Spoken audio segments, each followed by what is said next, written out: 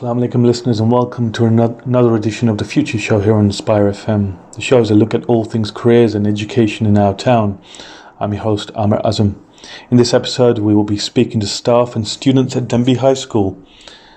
Shortly you'll be hearing my interview with Assistant Head Teacher Erin Corder as well as Masuma Tafta, Head of House, about how they shape young leaders through the school's activities for local charities and in their community. I also speak to Sharam and Fatima, both of Year 9, who gave some wonderful reflections about how they and their fellow students have excelled in the midst of uncertainty.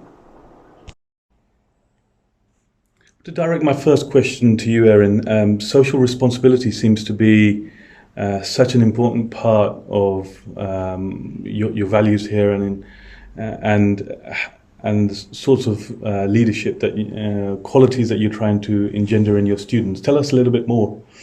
Okay, yeah, absolutely.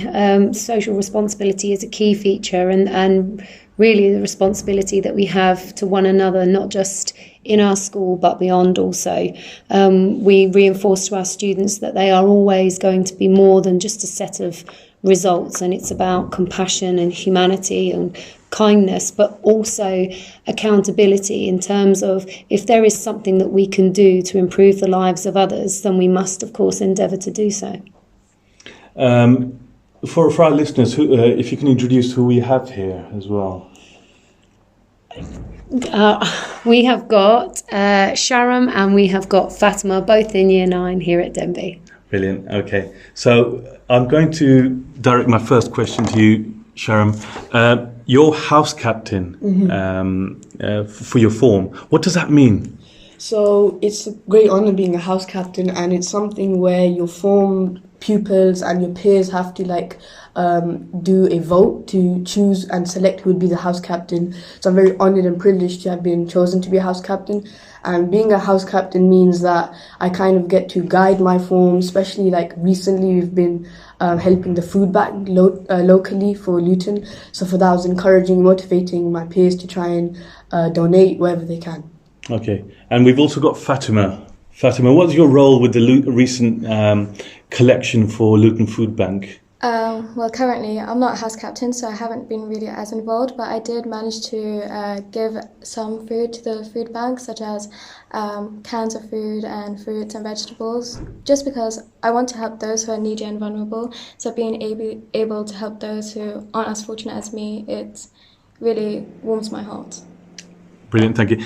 And Masuma, describe the sorts of qualities that you see in your students when you put to them a task such as collecting for a local charity, and not collecting funds but collecting food donations as well. What sorts of qualities have you seen?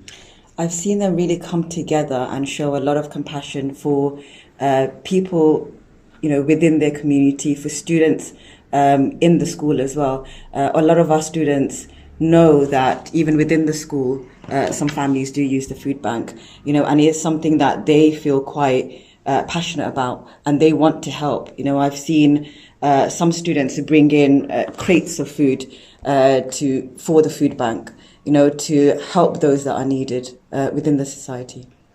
Back to you, Erin. Why Luton Food Bank? I think Masuma's touched on it. We have families within our school who do access Luton Food Bank. We are a Luton Food Bank referral school also. So we see the direct impact that has in such a positive way.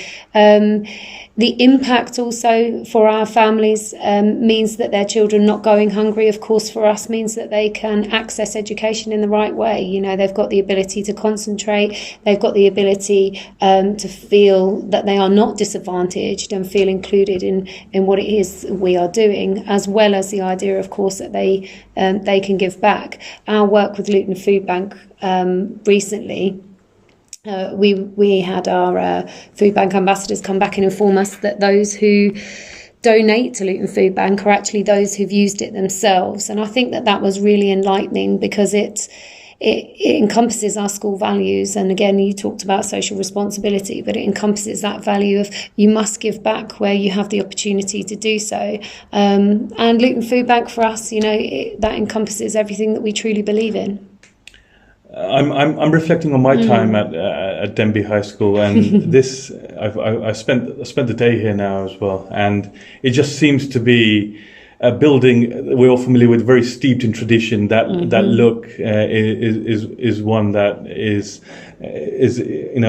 it is an inspiring building to look at as well, but it's one that really is steeped in tradition. But when when you step inside, it seems to be very your outlook seems to be very positive and contemporary as well, in terms of the way that you involve your students and the way that you really are instilling those qualities. Where does that come from in terms of you as a school, those leadership qualities and that sense of community in particular, reaching out to the community and involving your parent space, for example?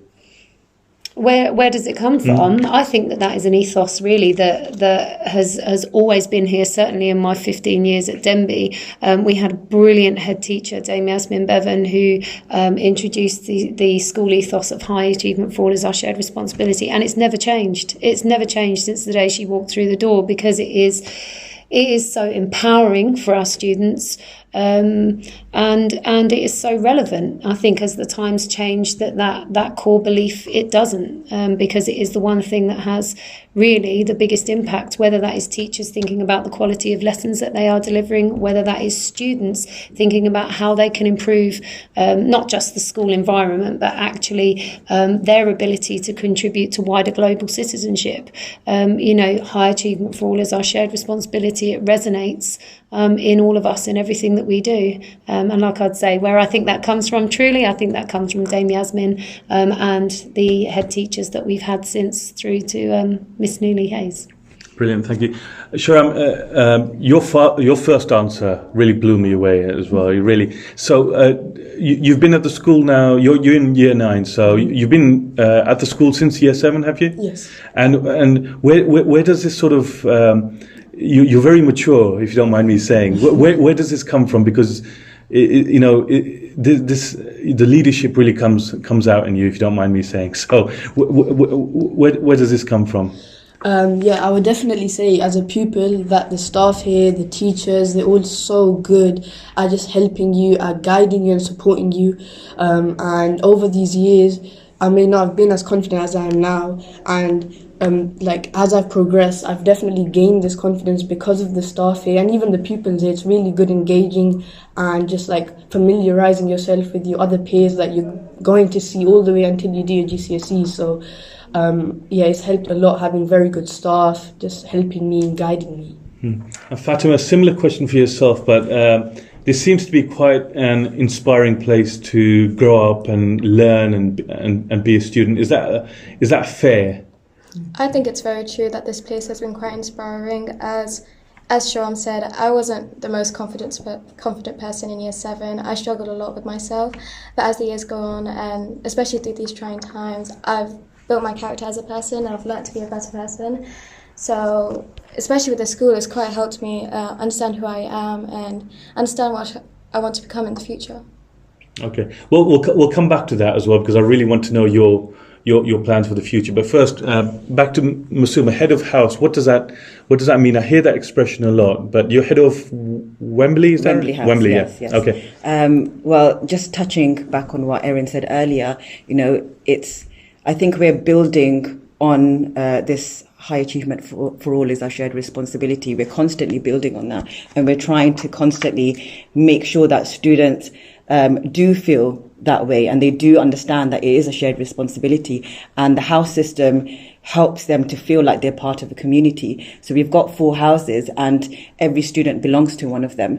We've got house competitions, so we're trying to make sure they have that friendly rivalry, but also that they are pushing themselves beyond what they think that they are capable of doing. And through that, we do the charity work, and we just try and promote this whole idea of a shared responsibility and community through the house system. It's a huge part of Denbigh High School, and incredible to see actually the students grow and become part of the school and become part of the wider community. Watching Sharam and Fatima as well, I've taught them from year 7, and I've seen them grow, and I've seen them kind of gain that confidence, and I've seen them become part of the school. So it's amazing to see all of that, and I do think it's all the systems that we've put into Denbigh that's helped, and the houses have definitely helped. Okay, Erin, anything to add on to that? Because I heard you agreeing in the background there. Absolutely. I think the key word here is opportunity. I think it's opportunities for our pupils to explore different passions and talents that they may not have ordinarily done so. It's opportunity to expand and broaden learning horizons beyond the classroom, beyond the curriculum. It's an opportunity to participate. You don't have to be the best, but you have to be the best that you can be. It's about fulfilling potential.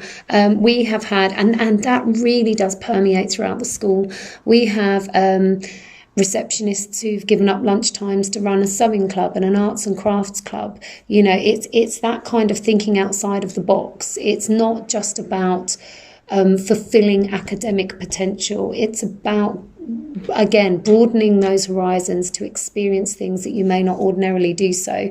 You will hear that Ofsted will talk about cultural capital and what that looks like and what that feels like. But really, it comes down to experiences and providing opportunities for those experiences. Pre-COVID, we would take 500 children to London every year. We would take them to the art galleries. We would take them to see the sights, so to speak. And for some of our students, the reality of that was it was the first time they'd ever been on a train, and for the reality of some of our students it's the first time they'd ever been out of Luton, and I think that that's important. The world is a big place, and it is full of opportunities, because we have the brilliant students. That's not in doubt. Our students are second to none. They are keen to learn. They are well presented. They are articulate. We have two wonderful examples here, but our school is filled with children, so we have a responsibility to them to make sure that they realise that they can go anywhere in the world to do anything they want to do, but education is the golden ticket that takes them there.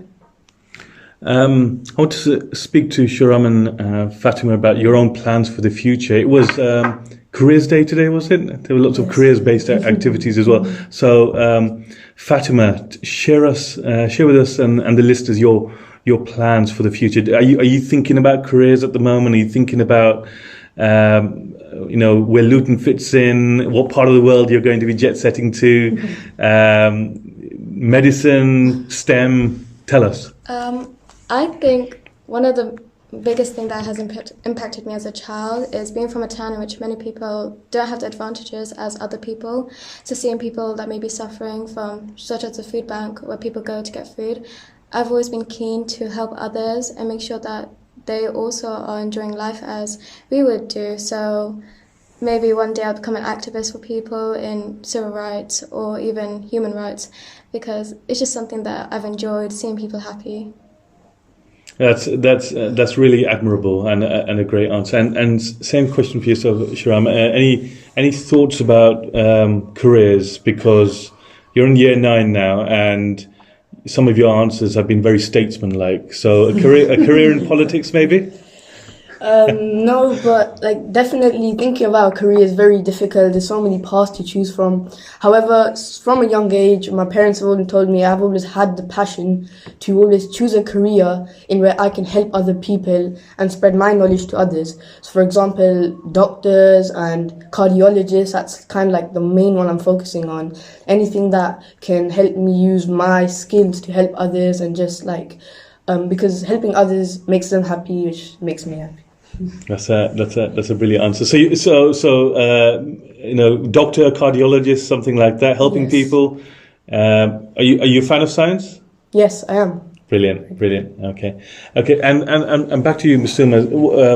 Going back to the food bank collection in particular, and I suppose in general, just looking ahead, what's going to be your role? Are you as I understand, you're going to be the charity and those sorts of activities, something you're going to be... Yeah, so I'll be in charge of all the charity work that we do at Denbigh High School. So I'll continue to run the food bank drive every year, and we're also looking at other charities as well. For example, Keach Hospice. So we're going to be looking to raise £1,000 by October. So I've gathered a great team of students together. We've decided on all these different activities to do and how to raise money at the £1,000. So we've come up with great ideas like tug of war, teachers versus students, football, teachers versus students. They really like this whole teachers against students kind of thing. So we've got lots of ideas, and any kind of charity work that we do, we're going to try and get the students involved in that as much as possible. So the students for the food bank, the heads of houses, not the heads of houses, the student Form captains, house captains, were actually in charge of gathering all the items together, counting up and tallying them up. So we're always going to try and get the students to get involved in every kind of charity opportunity that we have here. Okay. And which house was the winner in the end of the... Have you, unfortunately, that totted up? Not Wembley? Unfortunately, not Wembley. It was Twickenham House that won. They, I think, gathered more than 500 items. That's absolutely amazing. Which was great, yeah. Okay. Fatima, what sorts of items did you donate? I know we were speaking off air, and you were speaking about how you really wanted to donate some items for this special cause. So do you remember what you donated and why? Why did you choose those items? I think I donated some tin cans, such as fruits and vegetables, as I said before. One of the reasons why is because of the workshop that you gave, saying that those who are needy and vulnerable also needed it, as well as the fact that from years ago in year 7, there was like this competition where for the items that you gave, there was a set of points that you were given, and I guess that really helped me understand how important these certain items were. Brilliant, thank you. Erin, I suppose your role as assistant head is to think about how these sorts of activities fit in with the sort of strategic plan and the direction for the school as well. But as you know, tell me a little bit more about this phrase "high achievement for all" as a shared responsibility, because it's been mentioned a couple of times. I've seen it written down as well. It seems to be very much a part of the spirit and a value system of Denbigh High School. Absolutely, and it is, but it's more than just a phrase that the children chant and know. High achievement for all is our shared responsibility. I think the biggest thing is creating a culture of understanding of what that actually looks like and feels like for the children. I'm in Lord's house. I think we were second, were we, Masuma? I think we were second in the food bank drive. But what that looked like and felt like in my house was one student creating a short 2-minute video that she then circulated to her family members, in which she asked them to donate any money that they could spare. She collated £150 and then went to the shops with her mother to purchase the high points items for her house. Now that's really a combination there of the high points in terms of the most required items, but also her contributing to this idea of the house system and what she can do to earn points for her peers. She's done it completely independently. She's thought creatively about how she might do that, and that's what high achievement for all really does mean, because again she's contributing to the school, of course, and the point scoring system, but really she understands the wider social responsibility and the context of what that is. Well, I have seen. I think I was in that. I think I was in that image. That is on social media. If you're looking for those images, they are circulating on social media. It was a tremendous donation from that young lady as well. So tell us a little bit outside of the charitable activities. So Let's Go Zero. Let's start off with that one. What does that mean? Because that one very much is about climate change, environmental leadership. Yeah. Absolutely. I mean, the whole house system was born from student voice. They wanted to be heard, they wanted to belong, and they wanted a house system. Now, initially, that was the only part that they could articulate. They wanted Hufflepuff, Gryffindor, those kind of Harry Potter references. But when we really scratched the surface, what they wanted were opportunities to explore beyond the classroom where they can make a difference. And of course that came in not just, the school environment, we want lockers. It actually became where we want an opportunity to make a difference. And the sustainability project came from geography lessons and student voice where they'd experienced, the crisis with plastic in the oceans, where they'd experienced the crisis with greenhouse effect, and obviously listening to Greta and some of the speeches and wider reading articles that they'd had based as homework. They went to the geography teacher and said, right, where can we make a difference? We listened to their voice, and what we do is we formed an action group. Our sustainability action group was formed. We were then part of the presentation with a wider range of Luton schools, and we've signed up to the Let's Go Zero initiative, which for us is looking like facilitated with the house competition is sponsored walks to school, trying to reduce those emissions, house competitions to design posters, to design tote bags, to raise awareness about climate change and about the climate crisis, really, and giving our students an opportunity to feel like they can do something positive, even as young adults. Fatima, when I was at the school many years ago, I'm really inspired by what your teachers are saying here as well. I don't remember as much of this being reinforced through teachers. Well, it must be really inspiring to have these sorts of things. So Fatima, tell us a little bit more about some of the maybe your passions that have been enhanced as a result of this reinforcement. I think the school has done a great job at showing us passion and being able to allow us to do these certain things, such as the walking and the designing and competitions, and I personally love it. I think that one big thing part of this is that it really has encouraged me to do certain stuff that I wouldn't have done before, and being able to help others in a sense where I can do it from the school is a big opportunity for me to do. And same question for yourself, Shahram, as well. So what passions have you had sort of nurtured in yourself as well? Because when I was here, I came from Maidenhall Primary, and I loved reading. And one of the things I remember being here is that my English teachers at the time really encouraged me to carry on reading as well. And I went on into a career in journalism.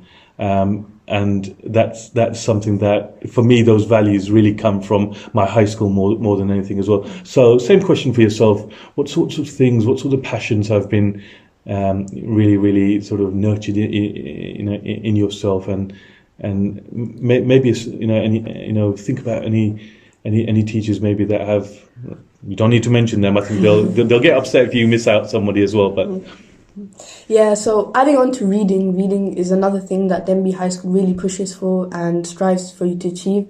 And we have systems in place such as accelerated reading, where we can go to the library and we can read books, which helps us to increase our vocabulary and our knowledge and increase our thirst for it. And also, it's very competitive, the school here. Like when I first arrived here, I wasn't really that much. I didn't like sport. I wasn't very sporty at all. But over time, there's inter-house competitions such as football and doing extracurricular activities to further push myself has really helped me to boost my confidence, first of all, and now I'm much more competitive. So whenever there's an inter-house or anything, I always want to rush to it and try and win, try and support my team and myself to kind of boost myself, make others proud of me, and more importantly, myself proud of myself.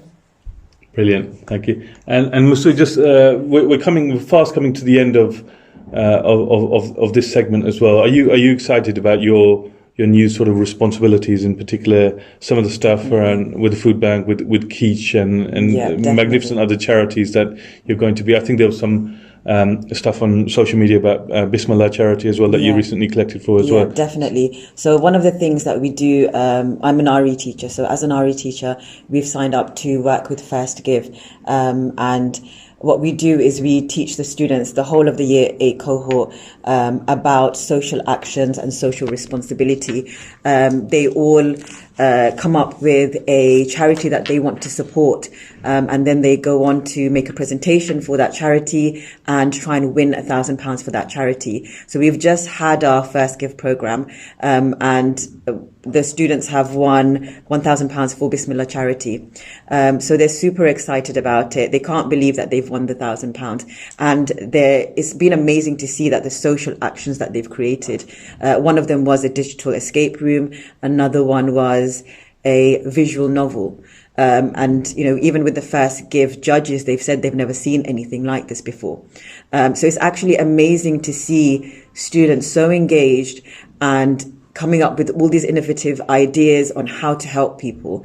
And that is something that I'm really looking forward to carrying on with the food bank and carrying on with Keach Hospice. And I can see that they're really excited about it. And it makes me really excited to get involved in it and get stuck into it. Thank you, Mr. I think the final say will be with you, Erin, as well. Your hopes and aspirations for the future. Future's bright, I suppose, when you've got students and staff such as Musuma, Fatima, and Sharam.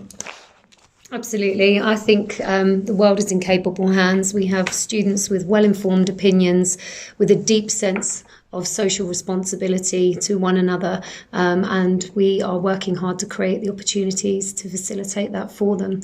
I'm very proud of our school, very proud of our students, and I hope we can make a difference in the near future.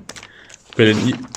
Listeners, you've been listening to the Future Show here with Amr Azam. I want to do a big thank you for Erin Corder, Musuma Tafada, and Sharam and Fatima from Year 9. Thank you very much. Thank you.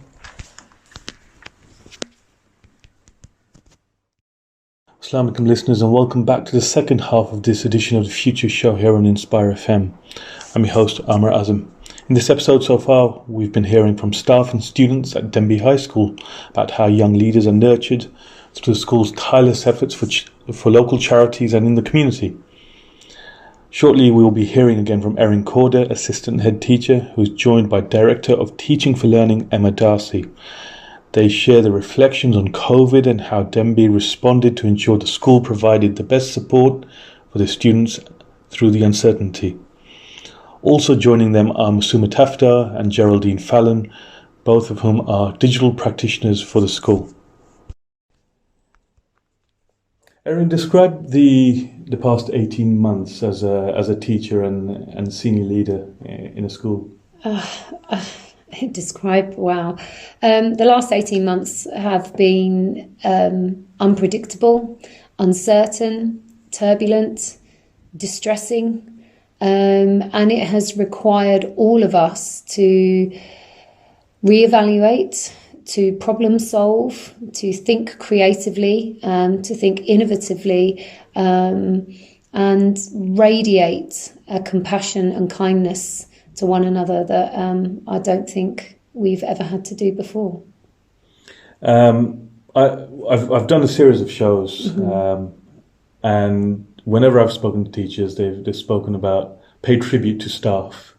And we've got 3 inspiring members of staff that you really want to speak about as well. So let's introduce to our listeners the staff we've got in front of us, and then we'll move on to digital innovation, because I'm really excited to know more about the work that Denbigh High School have been doing around that. Okay, fantastic. So we've got 3 phenomenal women with us today, Amar. We have got Geraldine Fallon, who is the office manager here at Denbigh High School. We've got Musuma Tafada, who is head of Wembley House at Denbigh High School. And we've got the wonderful Emma Darcy, who is the director for technology here at Denbigh High School and for Chiltern Learning Trust, but has also recently won the Pearson's National Teaching Awards for Digital Innovator of the Year, Silver Award, and goes through to the finals for gold and shortlisting for gold in November. So 3 fabulous leaders with digital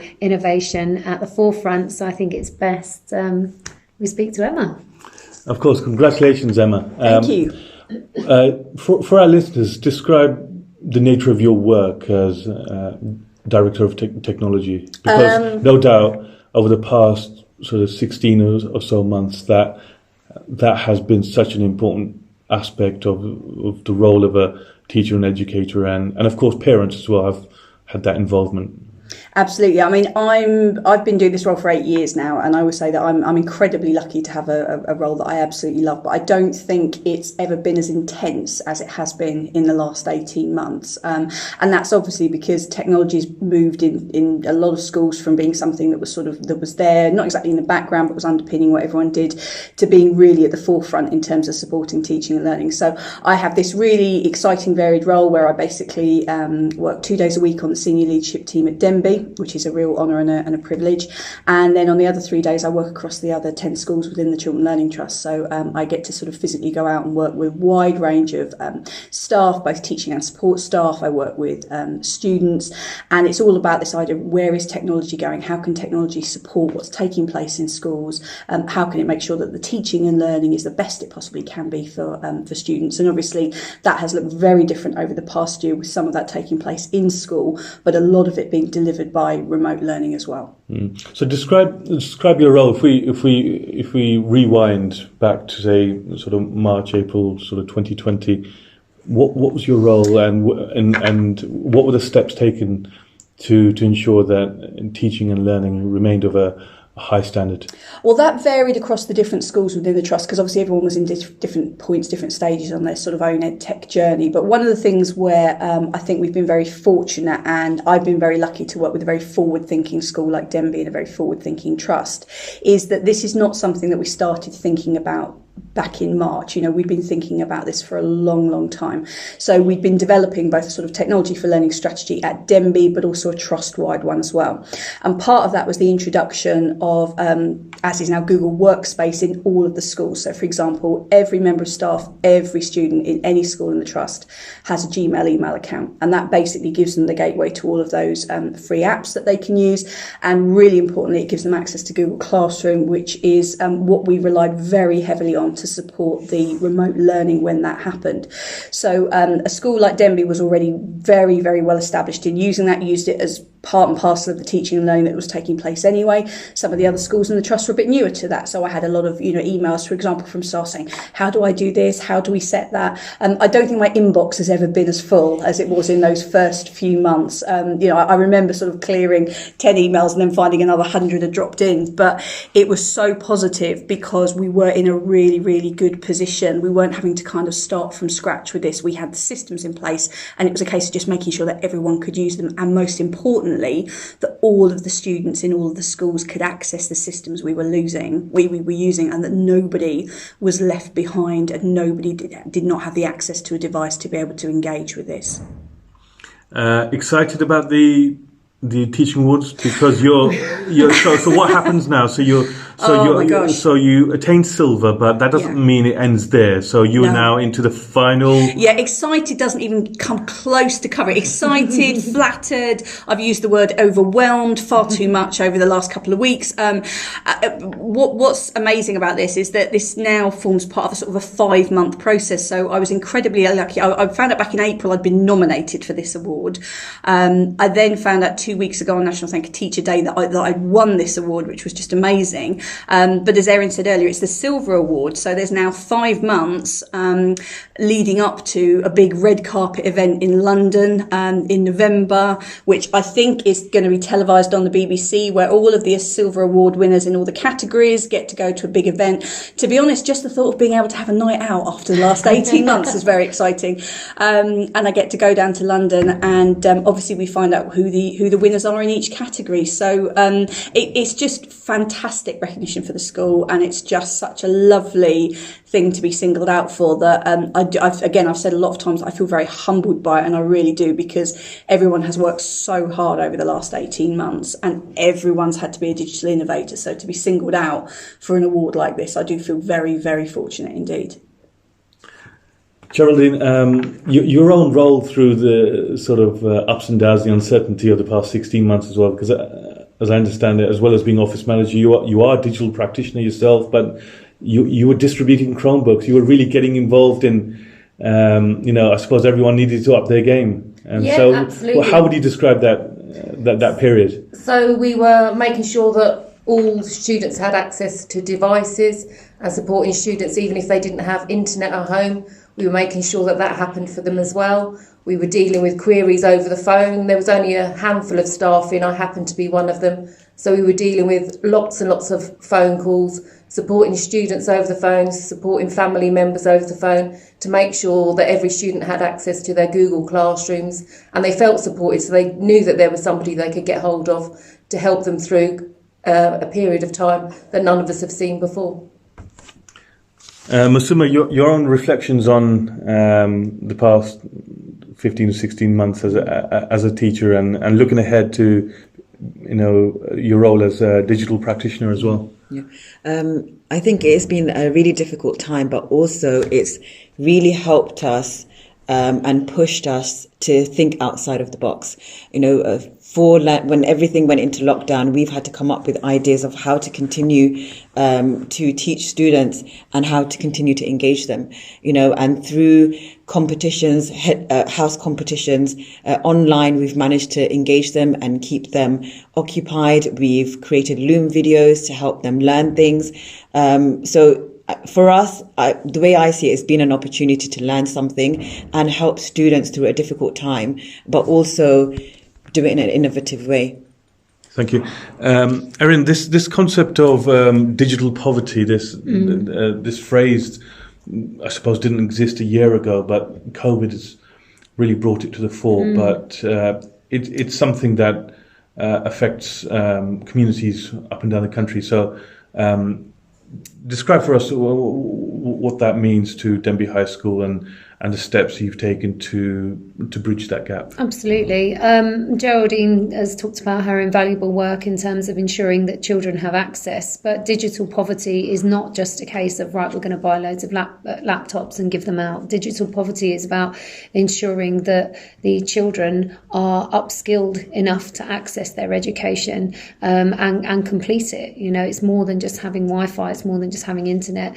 And I think that's why Emma's Award and the work that she has done has been pioneering and inspiring. I think she sums it up herself when she talks about everybody trying to get hold of her through her emails and having lots of questions and being curious about how we can make it better for our students. But digital poverty really, it's about ensuring that the children understand how to access the work. Simply posting it in the Google Classroom is not enough. Making sure that there was a series of education that went on prior to that to ensure that they can access, complete, still maintain that intellectual curiosity that we really are trying to reinforce with them, ensuring that the house system didn't suddenly stop, ensuring that extracurricular participation didn't suddenly stop. We ran various competitions, and again, Masuma talked about thinking creatively, but ensuring that students knew how to upload posters, how to and pictures, how to expand verbally. It's been an absolute reformation in terms of digital marking. We now use something called Motes, where students can get almost instantaneous feedback verbally from their teachers at that time. But the next steps really are making sure that our parents are involved as much as possible, that we have an upskilling of our parents to help them with their help our students with their homework and extended learning beyond the classroom. That really is the next steps, and it's so important. I think COVID only highlighted that for us. Okay, and for the parents listening in, what will that mean, say, from September when we restart again? What sorts of communications will be coming out from the school? Certainly from the school, and I'm sure Emma can speak from a trust point of view. We've certainly got parental engagement programs that we are looking to roll out from September for all our for all of our parents, and including that in our transitional programme from Key Stage 2 into 3, and then even in Key Stage 4 into 5.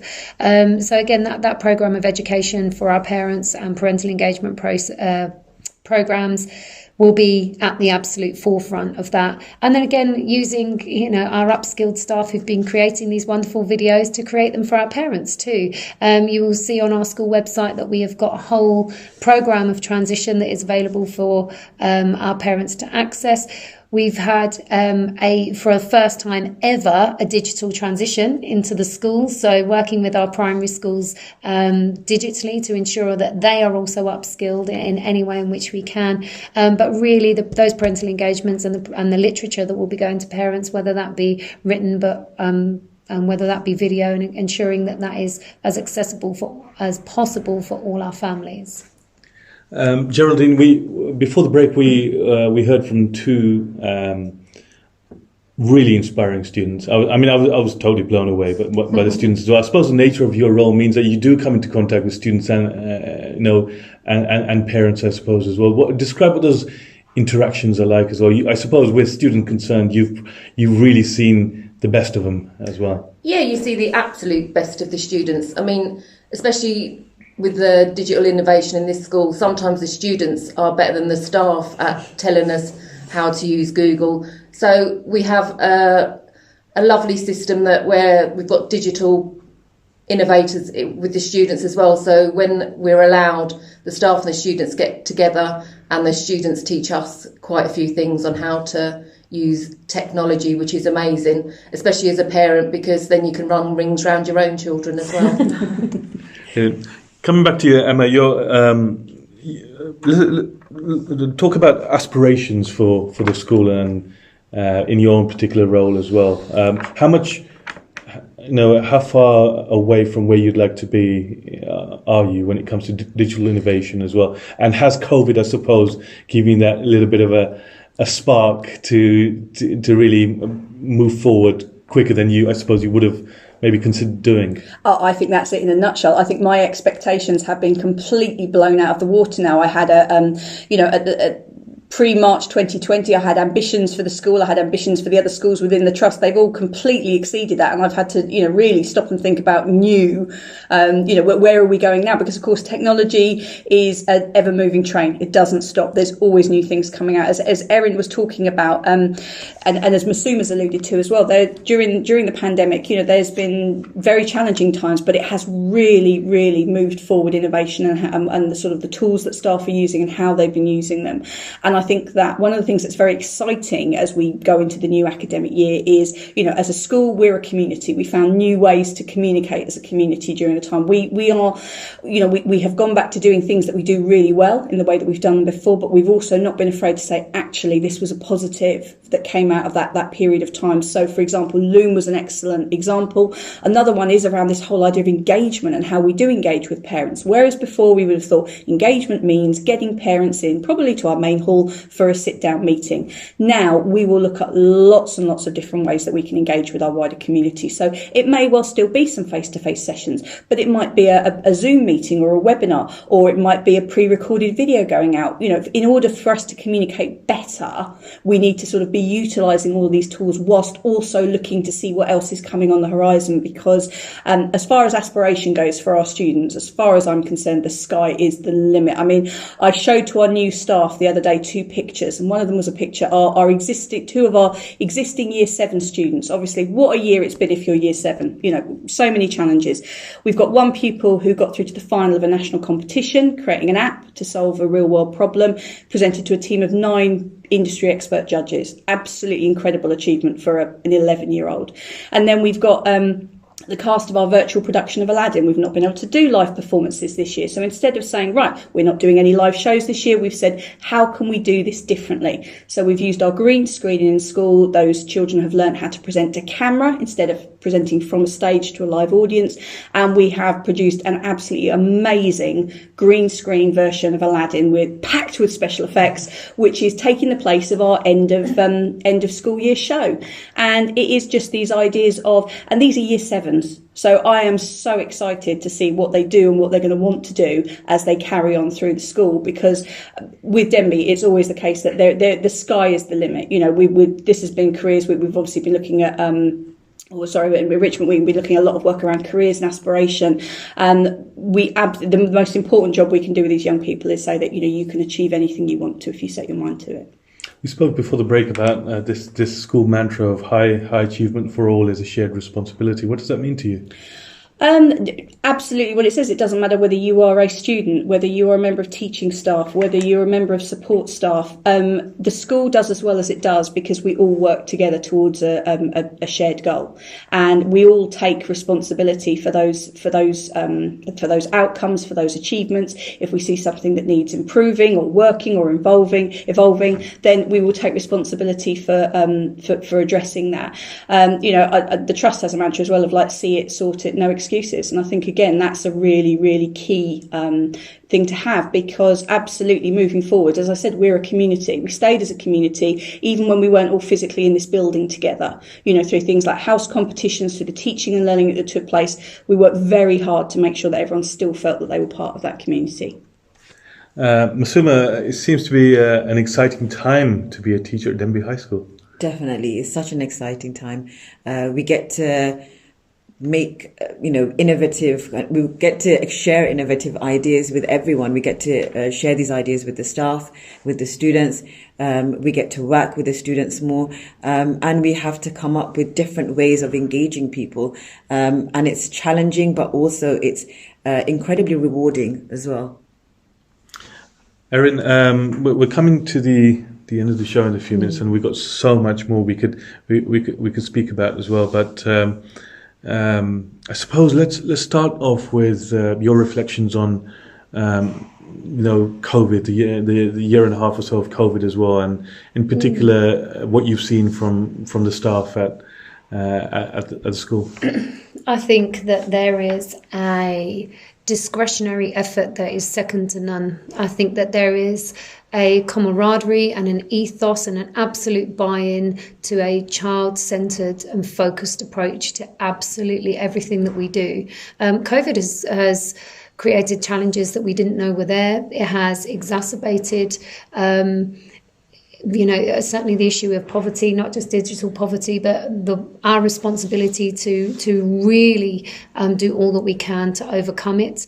Of course, the focus on the child, of course, not being just a set of results, but we have well-being issues that have come with that. We have bereavement issues that have come with that, and understanding that the role of the teacher is absolutely not just in the classroom, and that the school works because everybody within it, as Emma said, plays their part so brilliantly.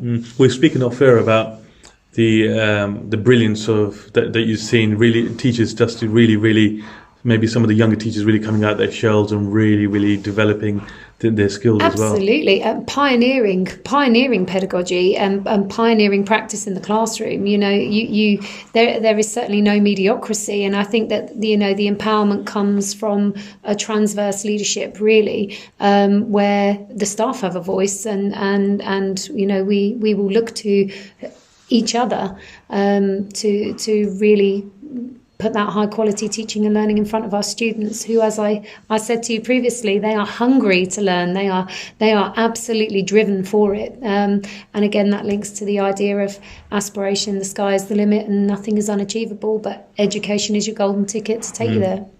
And I suppose where the students are concerned, they've had so much uncertainty in their lives as well. But young people are resilient, aren't they? They absolutely are, and I think the reality of it, Amar, is that these children are going to go into a world of work where we will possibly face the worst recession that this country has for 30 years. So we talk about resilience and a desire to succeed, but it really has got a deep-rooted